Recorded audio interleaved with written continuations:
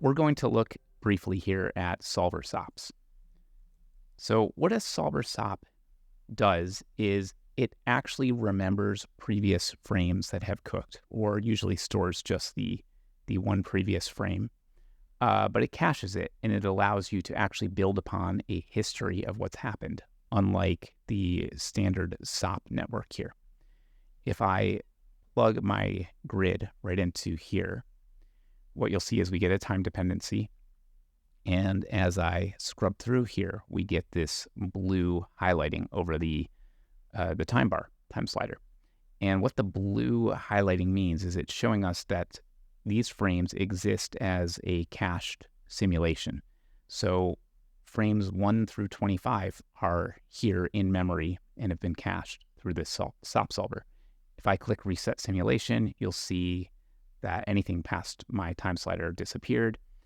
It caches very quickly because there's nothing happening inside here, but if I go back to here and click that, we only have our first frame cached.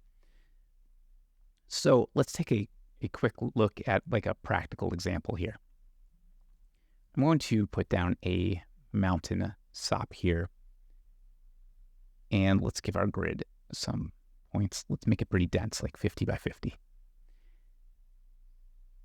We will take our element size and we'll make it pretty strong. Let's say 3. And our amplitude. Now, if we animate this amplitude, all that's going to be happening is we're just going to be growing or scaling that mountain pattern, but it's never building on the results from the previous frame. And we can see this. I'll set keyframes here. I can just set 1 here and 1 to like 3, right? It's a traditional animation. It's just inputting this value and driving the mountain with that value. But it's not actually aware of any history, and it's not building off of what happened before. Now let's take this mountain here, and I'm just copy pasting it and deleting our keyframes out of there. Let's give it a kind of a small value, something like 0.2. And I'm going to copy and delete it, and I'm going to paste that right into the SolverSOP here. And we'll wire our previous frame right in here and then go into out. Now, before I move forward, let me quickly explain what's happening.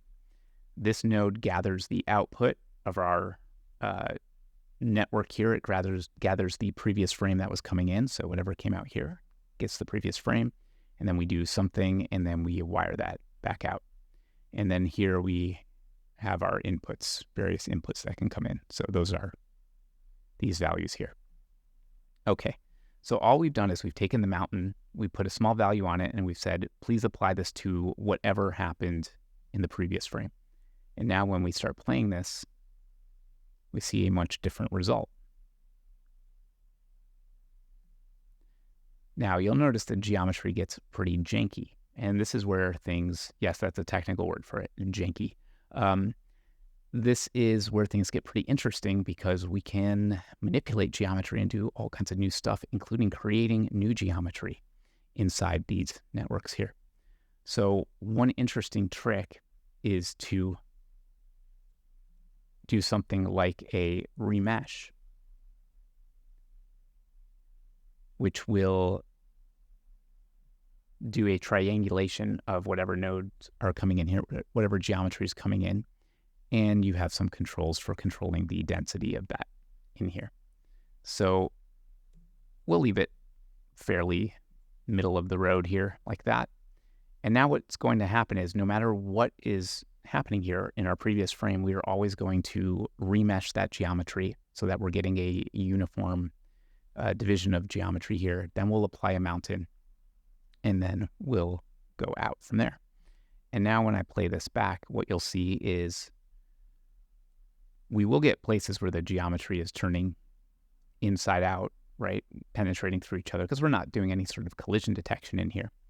But we're no longer getting that weird stretched out geometry that we were before, because essentially we are finding a smart way to resample and remake that geometry every single time that we park on a new frame. And now we get some really interesting simulations this way. In fact, we've just created our very first simulation, and it took almost no effort on our part. And what's cool at this point is, I mean, you can do anything inside these networks that you want. You just have to remember that what it does is it applies it to whatever happened on the previous frame. But we can do things like adding animation in here. So I can choose to animate that and maybe give it a longer pulse duration, maybe pulse duration of 3.